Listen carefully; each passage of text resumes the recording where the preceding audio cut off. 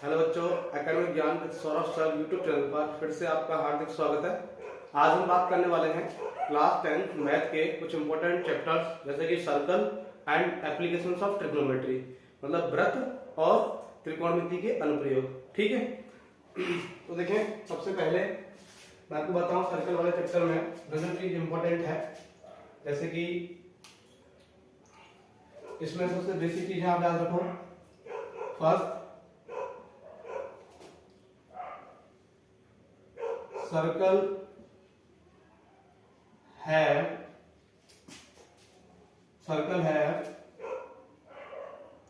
infinite number of tangents on its circumference.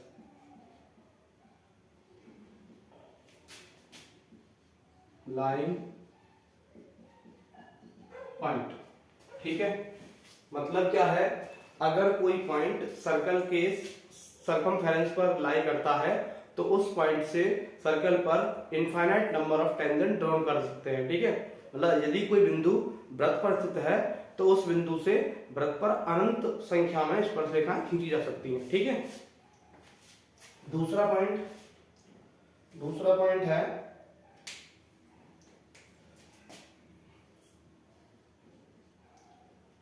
circle have two tangents from external point। ठीक है, और बाहरी बिंदु से वृत्त पर केवल दो स्पर्शरेखा खींची जा सकती हैं। ठीक है, अगर कोई बिंदु वृत्त पर स्थित है तो उससे अनंत संख्या में स्पर्शरेखा खींची जा सकती हैं, और कोई बिंदु वृत्त के बाहर है तो उससे केवल दो टेंजेंट ड्रॉ कर सकते हैं अपन, दो से ज्यादा नहीं होती। ठीक है, दूसरी चीज, उसके बाद एक और इस थ्योरम का स्टेटमेंट है कि radius of circle is perpendicular to the radius of circle is perpendicular to the tangent. ठीक है, मतलब क्या है कि वृत्त की जो त्रिज्या होती है वो स्पर्शरेखा पर लंब होती है। ठीक है, 90 डिग्री एंगल बनाएगी। तो ये तीन बातें आपको याद रखनी है। अब इसके बाद मैं नेक्स्ट आपको कराने वाला हूं थ्योरम। ठीक है, इस चैप्टर की जो थ्योरम है, थ्योरम क्या है कि tangents from external point on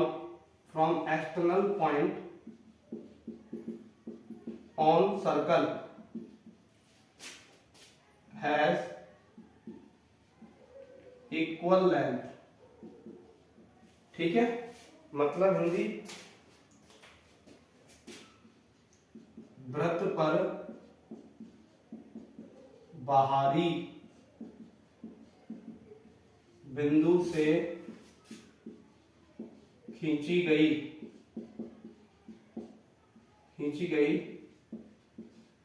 स्पर्श रेखाओं की लंबाई बराबर होती है। ठीक है, मतलब थ्योरम क्या है, थ्योरम का स्टेटमेंट याद रखें आप कि वृत्त के बाहरी बिंदु से वृत्त पर खींची गई स्पर्श रेखाओं की लंबाई बराबर होती है। Tangent has equal length from the external point on the circle, है ना। Tangent from external point is equal length. तो वृत्त के बाहरी बिंदु से अगर स्पर्श रेखा खींचेंगे तो वो इक्वल लेंथ की होती है। ठीक है, अब इसको प्रूफ करके मैं दिखाऊंगा आपको। तो देखें, ये थ्योरम इंपॉर्टेंट है, तो देखो समझाते हैं हम। सबसे पहले आपको लिखना है, सबसे पहले आप लिखोगे गिवन।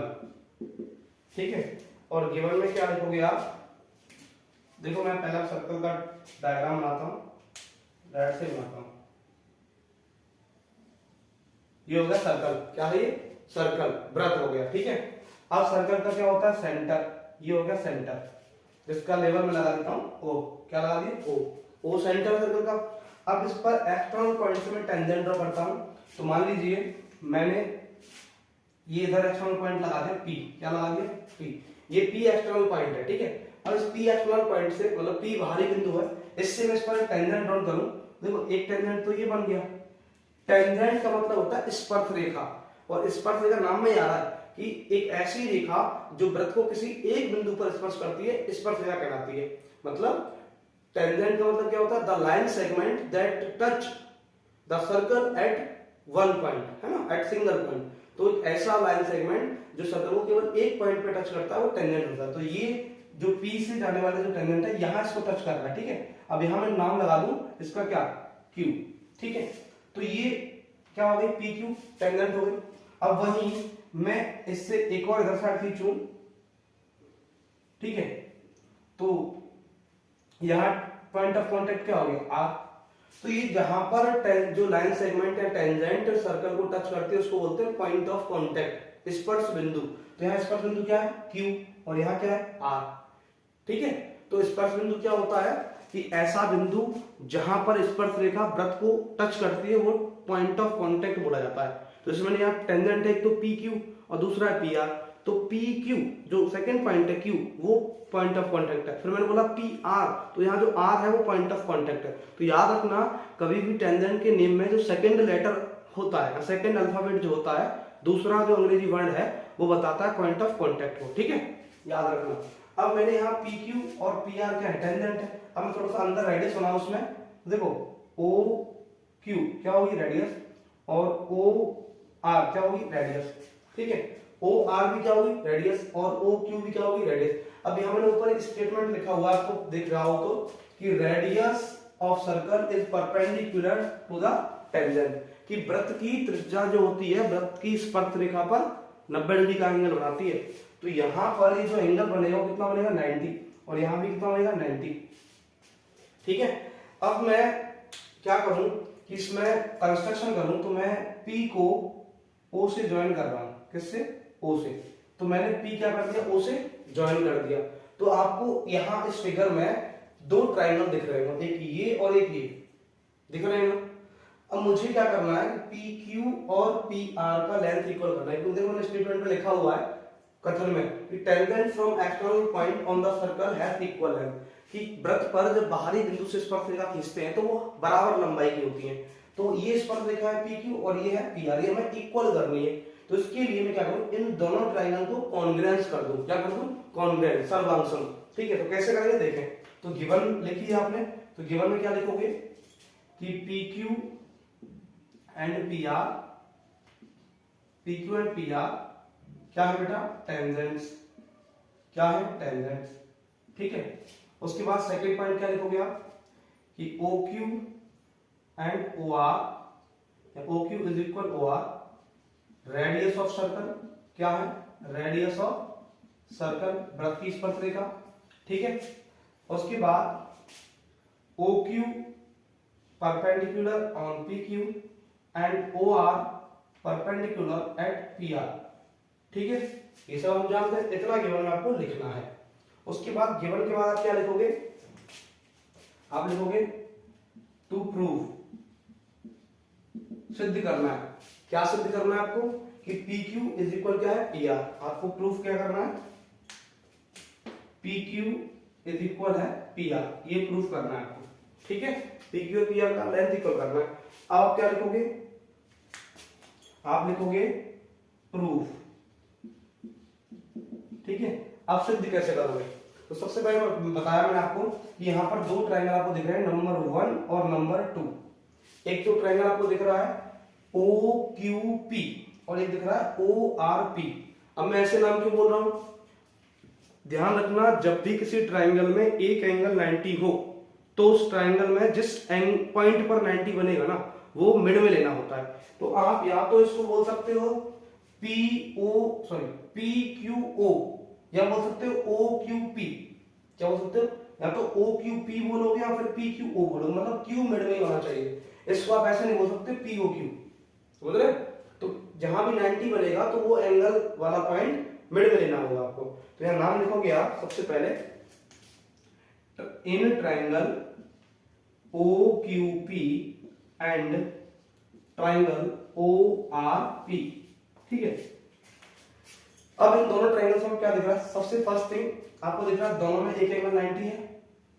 ठीक है, कॉन्ग्रुएंसी में आप दो रूल याद रखें, एक तो SSS side side side rule जिसको बोलते हैं भुजा भुजा नियम, और दूसरा आप याद रखो SAS मतलब साइड एंगल साइड, कोण भुजा नियम। दो याद रखने, भुजा भुजा नियम मतलब ट्रिपल S, और दूसरा SAS, दो याद रखो बस कॉन्ग्रुएंसी में। तो यहां मैंने बताया कि एक एंगल इक्वल हो गया, A आ गया। अब क्या चाहिए? दो साइड। अब साइड के साइड देखो, ये OQ रेडियस है और ये OR रेडियस है, और देखो गिवन है इक्वल लेंथ की होती है रेडियस, तो OQ OR इक्वल हो गया। दूसरी चीज ये OP क्या है? कॉमन साइड है, नाम से भी देख सकते हो। देखो OQP इसमें भी OP आ रहा है और ORP इसमें भी OP आ रहा है, तो ये कॉमन साइड हो गए। तो अब क्या लिखोगे? OQ is equal OR first thing, क्योंकि रेडियस है, दोनों वृत्त की त्रिज्याएं हैं। उसके बाद angle Q is equal angle R, क्योंकि 90 है। थर्ड पॉइंट क्या लिखोगे आप? OP इज इक्वल OP, क्योंकgruppi कॉमन साइड है। ठीक है, ओवेनिस्ट है, दोनों में आ रहा है। तो देयरफॉर SAS कॉन्ग्रुएंसी रूल। ठीक है, भुजा भुजा नियम, सर्वसमता नियम से, SAS रूल से क्या होगा? Triangle OQP is congruent to triangle. अब ध्यान दें बेटा, जब भी नेक्स्ट सेकंड ट्राइंगल का आप नाम लिखें तो देख लें कौन सी चीज किसकी इक्वल है। तो आप मैं नंबरिंग लिख के दिखाना सिखा रहा हूं आपको। देखो जैसे मैंने नंबरिंग दिया 1 2 3, दिख रहा है आपको? नीचे दिख रहा है, नहीं दिख रहा है? हाँ दिख रहा है। तो देखें जैसे मैं नंबरिंग दूं, ये ट्राइंगल OQP को नंबरिंग का दिया 1 2 3, तो यहाँ O 1 पर है, Q 2 पर है, P 3 पर है। ऐसे ही नेक्स्ट ट्राइंगल का नाम लिखो ना। देखो अब यहाँ पर जो क्या है, OQ वाला साइड किसके इक्वल है? OR के। देखो OQ किस पे आ रहा है? 1 2 पे, तो वहां OR भी 1 2 पे आना चाहिए, तो OR 1 2 पे आ गया। ठीक है, अब 3 पे, अब देखो ये Q वाला एंगल किसके इक्वल है? R के, तो Q कहां है? सेकंड पर, तो R सेकंड पे है, बिल्कुल सही है। बचा क्या? P यहां लगा दो, तो ये नाम सही होगा कि OQP कॉन्ग्रुएंस हो गया ORP के। ठीक है, अब कॉन्ग्रुएंस करने के बाद सिंपल तरीके से लिख सकते हो CPCT, जिसका मतलब होता है corresponding part of congruence triangle. सर्वांगसम त्रिभुजों के संगत अवयव समान होते हैं, corresponding part of congruence triangle. ठीक है, CPCT का फुल फॉर्म होता है corresponding part of congruence triangle. तो CPCT से आप लिख सकते हो कि PQ इज इक्वल हो जाएगा PR, PQ इक्वल क्या हो जाएगा? PR। ये होगा थ्योरम प्रूफ।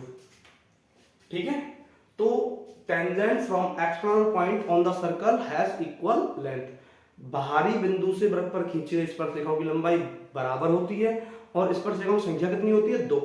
और अगर कोई पॉइंट सर्कल पर है तो वहां से नंबर ऑफ टेंजेंट इनफाइनाइट होती है। ठीक है, और टेंजेंट हमेशा रेडियस के साथ में परपेंडिकुलर फॉर्म करती है। ठीक है, 90 डिग्री का कोण बनाती है। ये आप थ्योरम देखें। तो नेक्स्ट आगे बढ़ते हैं थोड़ा सा।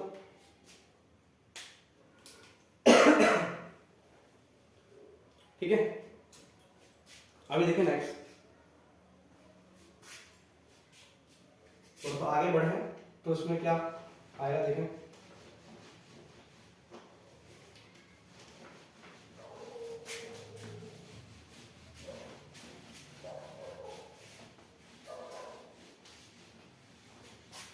नेक्स्ट देखो बेटा, यहाँ एक चीज और काम आएगी, वो क्या है मैं आपको बता दूं। एक तो काम देखो, यहाँ राइट एंगल ट्रायंगल बनेगा, तो राइट एंगल ट्रायंगल वहां एप्लीकेशन ऑफ ट्रिग्नोमेट्री में भी काम आएगा, यहाँ भी काम आएगा। मैं दोनों जगह बता रहा हूँ ना, दोनों जगह काम आएगा। Right angle triangle application of trigonometry में भी काम आएगा, है ना, त्रिकोणमिति के अनुप्रयोगों में, और यहाँ वृत्त में भी काम आएगा। तो यहाँ बता रहा हूँ, ध्यान देना कि ये मैंने ट्रायंगल बनाया, इसमें एक एंगल 90 है, ठीक है, और ट्रायंगल के तीनों एंगल सम कितना होता है? 180, समझ रहे हो ना। तो ये ट्रायंगल राइट एंगल ट्रायंगल है, तो याद रखना 90 के अपोजिट वाली साइड हाइपोटेनस होती है। क्या होती है? हाइपोटेनस, मतलब हिंदी में कर्ण होती है। ठीक है, उसके बाद बाकी जो दो साइड है उनमें से आप किसी को भी परपेंडिकुलर मान सकते हो, किसी को बेस मान सकते हो। तो यहां पर मैंने मान लिया कि ये वाली साइड क्या है, बेस, ये बॉटम है, तो बेस मान लीजिए, जिसको बोलते हैं अपन आधार, ठीक है। और नेक्स्ट साइड बची क्या हो जाएगी, परपेंडिकुलर, परपेंडिकुलर मतलब लंब, ठीक है। तो हमेशा राइट एंगल ट्रायंगल में तीन साइड बनती है, हाइपोटेनस, परपेंडिकुलर एंड बेस, कर्ण, लंब, आधार। और याद रखना, hypotenuse is the longest side of triangle. कर्ण जो होता है वो त्रिभुज का सबसे बड़ा साइड होता है, ठीक है ना। अब यहां पर हमेशा राइट एंगल ट्रायंगल में एक बात अप्लाई होती है जिसका नाम है बेटा पाइथागोरस थ्योरम। क्या होती है, पाइथागोरस थ्योरम, ठीक है। इसको बोलते हैं हिंदी में पाइथागोरस प्रमेय। क्या बोलते हैं, पाइथागोरस प्रमेय। तो पाइथागोरस प्रमेय होती क्या है वो आपको बता दूं मैं। तो पाइथागोरस प्रमेय का फॉर्मूला होता है बेटा हाइपोटेनस का square is equal perpendicular square plus base square, ठीक है। H4 हाइपोटेनस कर्ण, P4 परपेंडिकुलर लंब और B4 बेस आधार, ठीक है। तो हाइपोटेनस का स्क्वायर मतलब हिंदी लिख देता हूं मैं, कर्ण का स्क्वायर इज इक्वल लंब का स्क्वायर और प्लस आधार का स्क्वायर, ठीक है। ये फॉर्मूला होता है। तो जब भी राइट एंगल ट्रायंगल बनता है ना, तो वहां पर पाइथागोरस थ्योरम लगाई जाती है इस चैप्टर में, ठीक है। पाइथागोरस थ्योरम का फॉर्मूला क्या होता है, hypotenuse square is equal perpendicular square plus base square, ठीक है। उम्मीद करता हूं कुछ चीज समझ आ रही होगी। अभी बात करते हैं थोड़ा सा क्वेश्चंस की तरफ, ठीक है। एक बार देखें आप,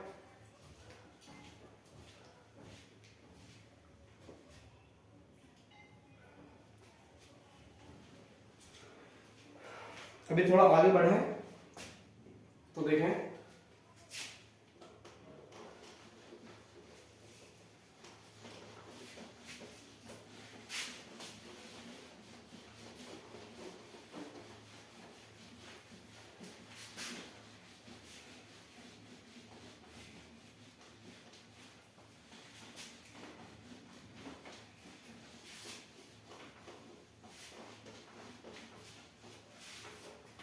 देखिए बेटा,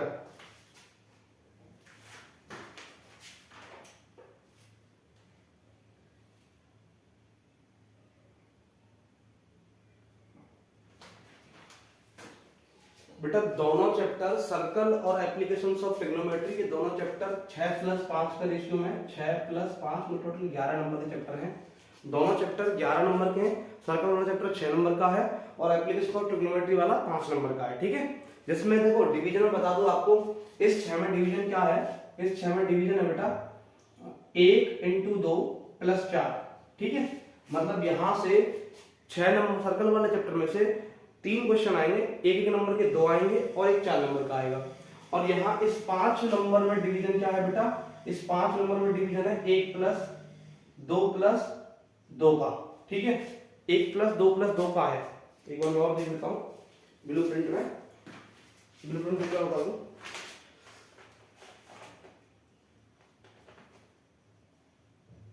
एक 1 और 2,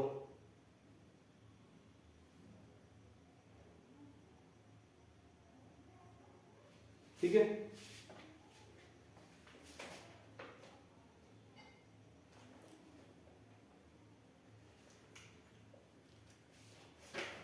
ऐसे है, ठीक है। तो इसमें सही है बेटा, इसमें ये है कि 2 नंबर का 1 है, 1 नंबर के 3 क्वेश्चन है, ये है इसमें, ठीक है। तो एप्लीकेशंस ऑफ ट्रिग्नोमेट्री में से क्या है, 1 नंबर के 3 क्वेश्चन आएंगे और एक 2 नंबर का आएगा, 5 नंबर का ऐसे है ये। और 6 नंबर में कैसे डिवीजन है, एक 4 नंबर का आएगा EC type answer type question और 2 नंबर के, सॉरी 1 नंबर के 2 आएंगे, ठीक है। इस प्रकार से डिवीजन है इसमें। और अभी बात करते हैं थोड़ा सा आगे बढ़े इस चैप्टर में। तो मैंने डिवीजन बताया, दोनों चैप्टर 11 नंबर वेटेज रखते हैं, ठीक है। 11 नंबर बहुत होते हैं। अब देखें थोड़ा सा आगे क्वेश्चन की तरफ बढ़े तो देखो सर्कल वाले चैप्टर में से कुछ इंपॉर्टेंट क्वेश्चन जैसे कि हैं, मैं कुछ बताता हूँ आपको, कराता हूँ कुछ question.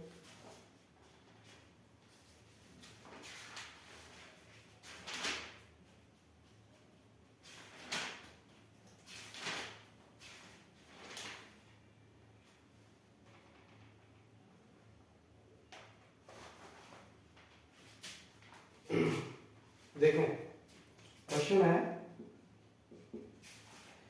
PA and PB are the tangent of a circle having center O. PA and PB are the tangents of a circle having center O.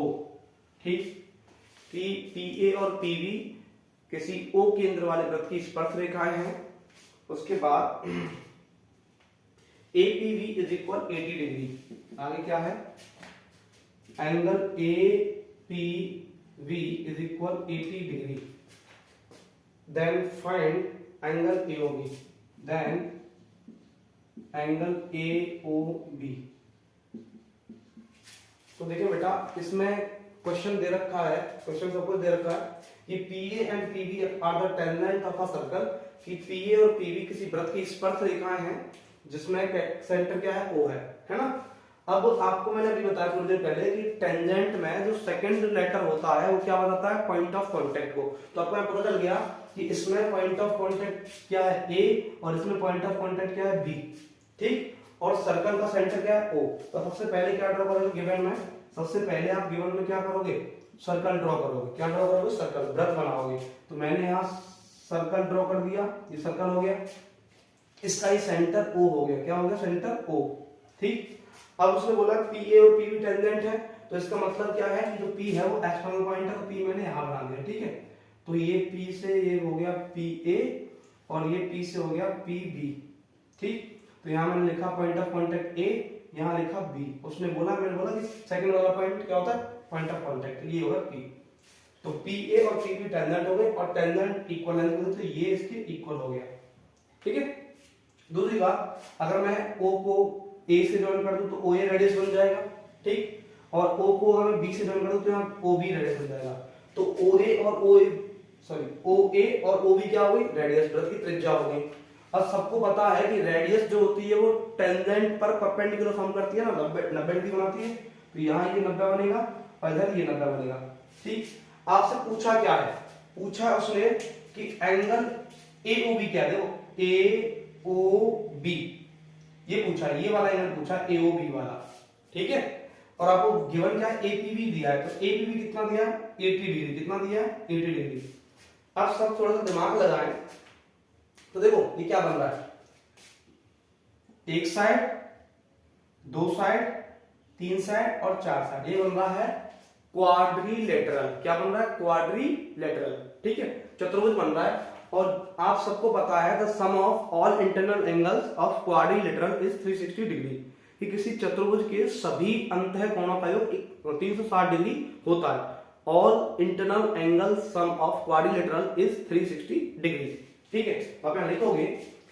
अब देखो, since PAOB is a quadrilateral. ठीक है, मतलब क्या है, PAOB एक चतुर्भुज है। तो therefore angle APB plus angle PAO plus angle AOB plus angle PBO, ये देखो कितना होगा, 360 डिग्री। कितना होगा, 360 डिग्री। ठीक है, क्वाड्रिलेटरल के एंगल का सम कितना होगा, 360। तो मैंने चार एंगल लिख दिए। अब देखिए जो वैल्यू आपके पास है वो रखो।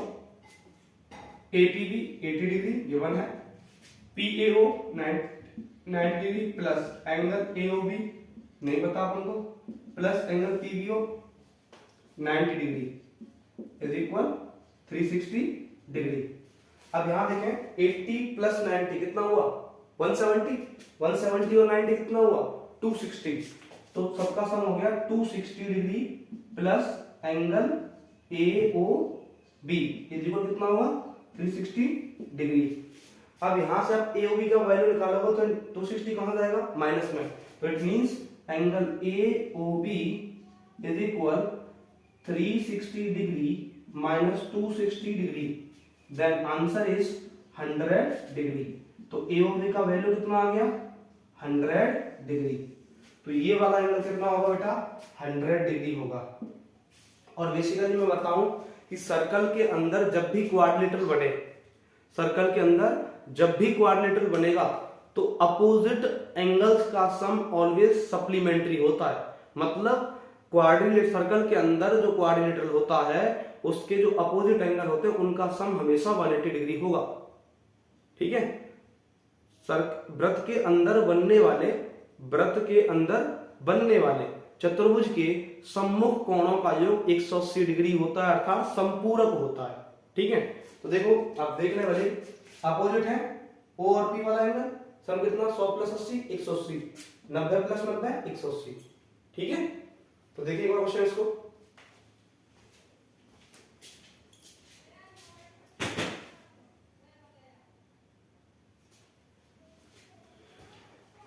ठीक है, अभी नेक्स्ट थोड़ा सा आगे बढ़ते हैं।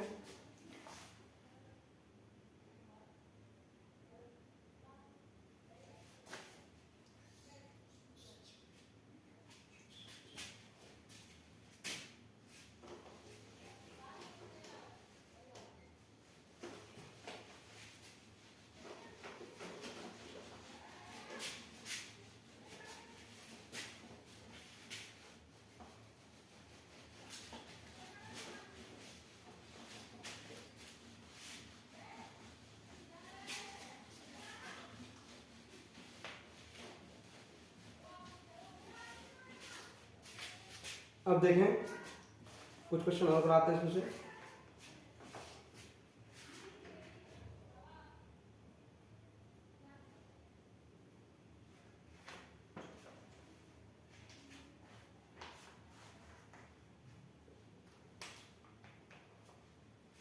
देखें क्वेश्चन नंबर सेकंड क्या बोल रहा है कि a tangent is drawn from an external point Q meets the circle eight point P। बोल रहा हूं, देखिए ध्यान से सुना। A tangent is drawn from an external point Q meets the circle eight point P। कि वृत्त के बाह्य बिंदु Q से स्पर्श रेखा खींची जाती है जो कि P बिंदु पर सर्कल से मतलब वृत्त से मिलती है।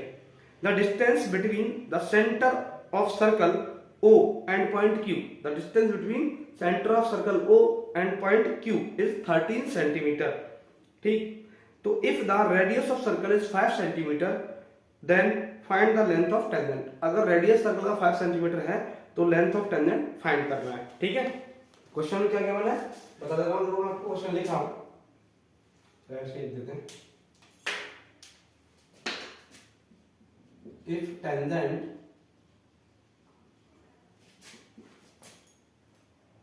on circle from point Q meets at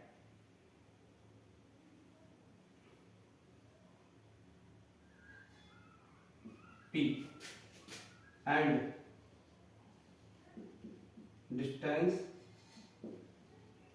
distance of O and Q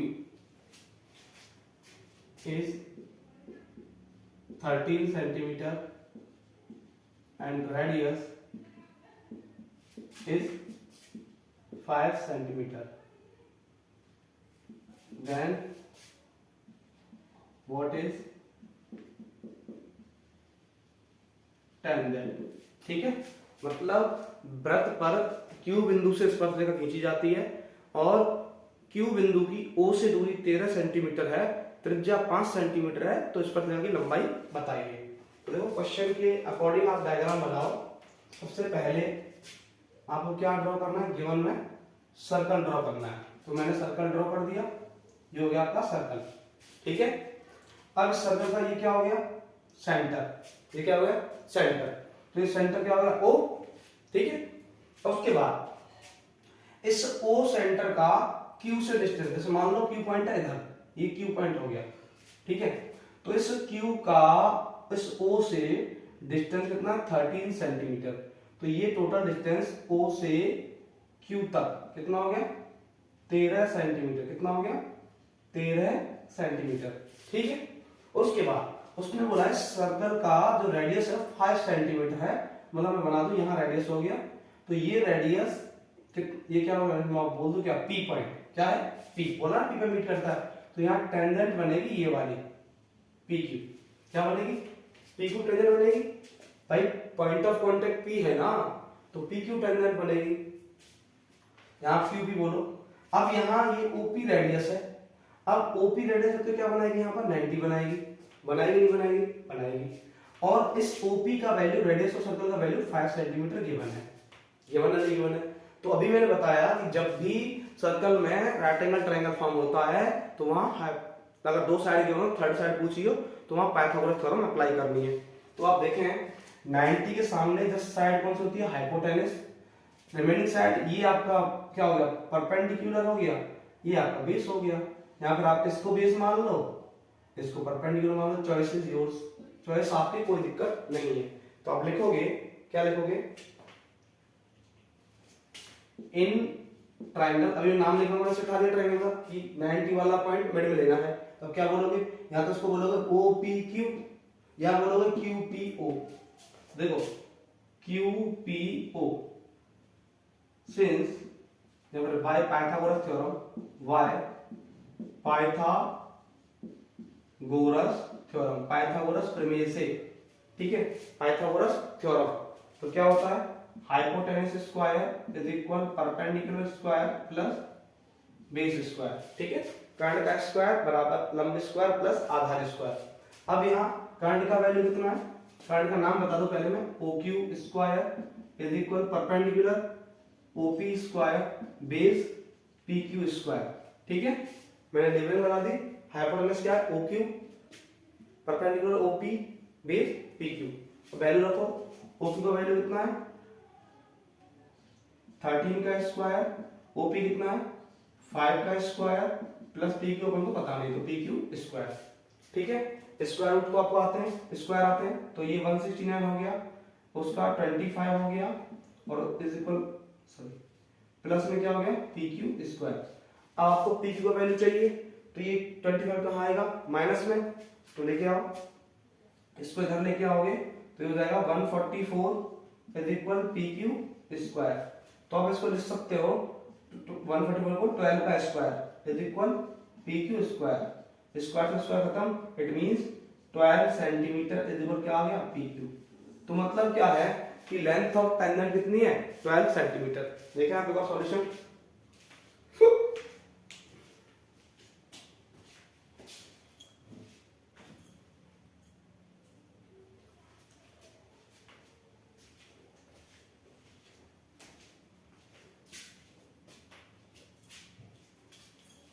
देखें अब अपन बात करते हैं, एक क्वेश्चन देखते हैं एप्लीकेशन ऑफ ट्रिग्नोमेट्री का, दो से वो दो से देखेंगे, ठीक है ऐसे दो से देखते रहेंगे।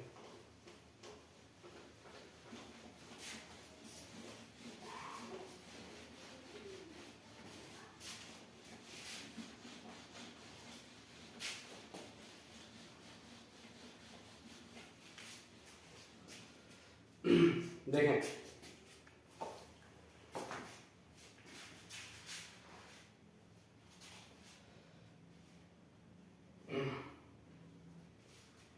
एप्लीकेशन ऑफ ट्रिग्नोमेट्री में अपन बात करते हैं क्वेश्चन नंबर 3, और वैसे 3 है और वैसे फर्स्ट है इसका। मैं बोल रहा हूं कि a car leads to the foot of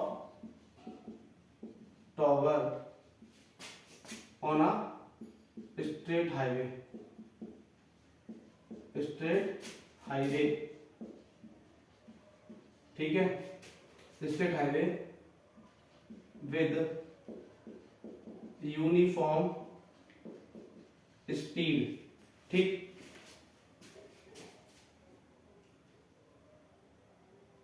in at this time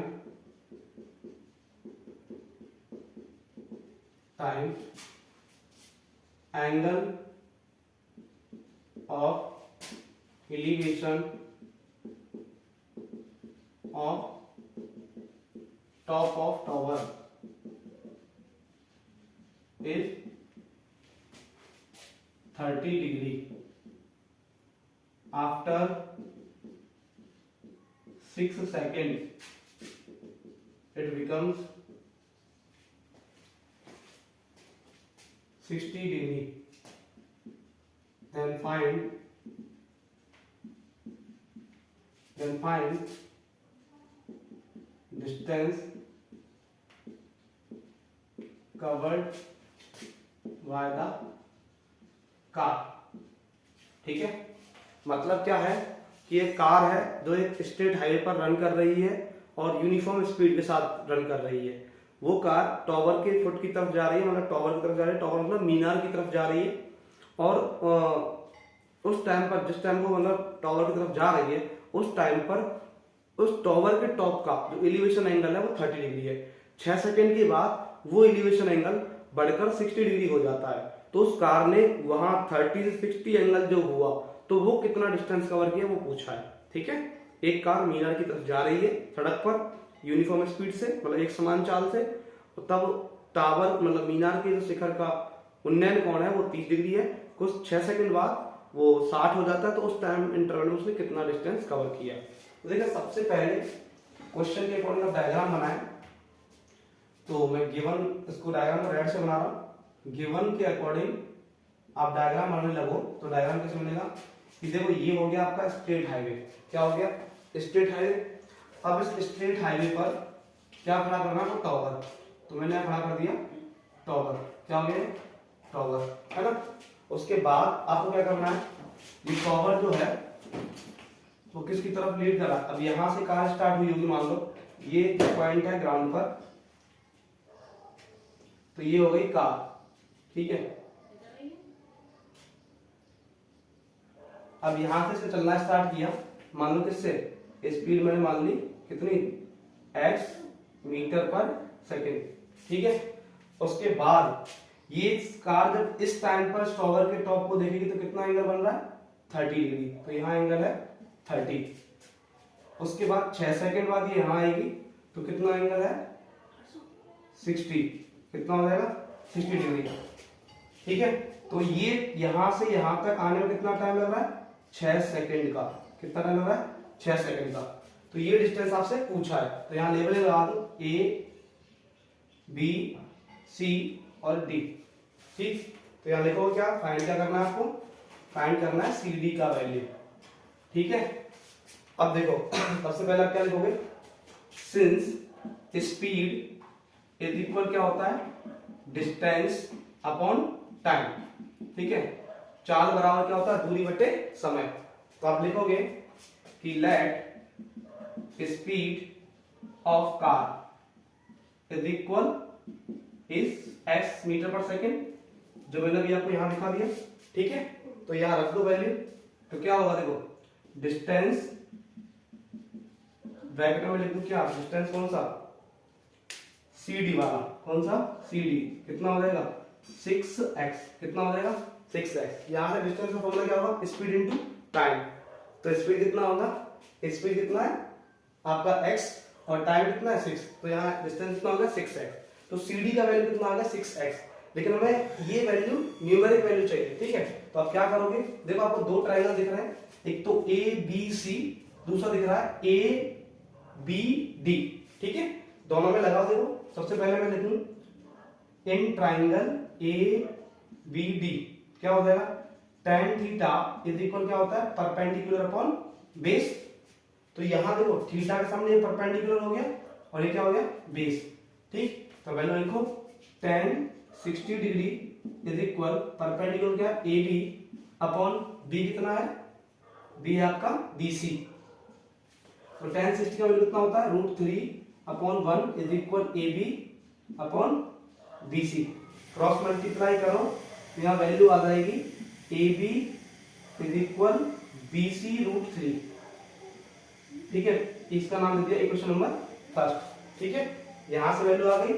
दूसरा आप क्या लिखोगे? पूरा ट्रायंगल ABD में, तो in triangle ABD tan 30 degree is equal A B upon B D. ठीक है, यहाँ परपेंडिकुलर क्या है, ए बी, और बेस क्या है, बी डी। तो यहाँ लिख दो tan 30 1/√3 is equal A B upon B D, क्या हो जाएगा, C D plus B C, क्या हो जाएगा, C D plus B C. Diagram से देखें तो B C plus C D क्या बनेगा, बी डी। तो वही मैंने लिख दिया। अगर क्रॉस मल्टीप्लाई कर दो तो C D plus B C is equal हो जाएगा ए बी √3। ठीक है, अब यहां से आप ए बी का वैल्यू रख दो। ए बी का वैल्यू कितना आ रहा है, बी सी √3, तो यहाँ रख दो, और सी डी का भी रख दो। यहाँ से सी डी का वैल्यू हमने यहाँ निकाला, तो सी डी का वैल्यू रखा 6x प्लस बी सी का वैल्यू कितना है, बी सी तो बी सी रहने दो, इज इक्वल ए बी का वैल्यू रख दो बी सी √3, कितना आ देखो, ए बी का वैल्यू बी सी √3 है, तो यहाँ से रख दो बी सी √3, तो आ गया ए बी का वैल्यू, और √3 यहाँ पहले से हो रहा है, ये कहां से आया, फ्रॉम इक्वेशन फर्स्ट, समीकरण नंबर 1 से आ गया। ठीक है, तो अब आगे सॉल्व करो, ये कितना होगा 6x plus B C is equal 3bc, यहां बन गया √3 × √3 3 बन गया। ठीक है, अब उसको उधर ले जाओ तो 6x इज इक्वल हो जाएगा 2bc, तो इट मींस यहां पर वैल्यू कितनी आएगी, bc इज इक्वल कितना आ जाएगा, 2 डिवाइड करोगे तो 3x, कितना आ जाएगा 3x, तो bc का वैल्यू कितना आया 3x। इसका मतलब हो गया कि यहां से यहां तक आने में, c से b तक आने में कितना टाइम लगेगा, 3 सेकंड का। कितना टाइम लगेगा, 3 सेकंड का। तो ये जो कार यहाँ d से स्टार्ट हुई थी वो b तक आने में टोटल टाइम कितना लेगी, 6 सेकंड यहाँ है और 3 सेकंड है, टोटल टाइम कितना हो गया 9 सेकंड। तो total time from D to C is 9 second. तो C से D आने में टोटल टाइम कितना लगा, 9 सेकेंड। ठीक है, उम्मीद करता हूं ये क्वेश्चन आपको समझ आए होंगे।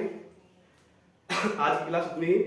अपन कल सुबह 10 बजे से एक क्लास रखेंगे जिसमें पूरा मैथ कवर अप होगा। ठीक है, कम से कम 4 घंटे से 5 घंटे की क्लास होगी।